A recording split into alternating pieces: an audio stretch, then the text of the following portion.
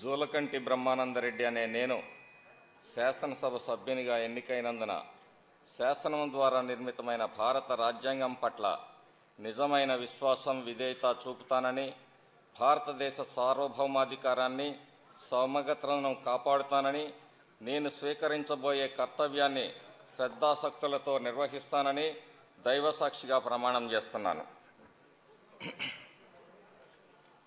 ఆంధ్రప్రదేశ్ శాసనసభ సభ్యుడినైన జూలకంటి బ్రహ్మానందరెడ్డి అనే నేను సభా నియమావళిని కట్టుబడి ఉంటానని, వాటిని అనుసరిస్తానని, సభా మర్యాదలను పాటిస్తానని, సాంప్రదాయాలని గౌరవిస్తానని దైవసాక్షిగా ప్రమాణం చేస్తున్నాను.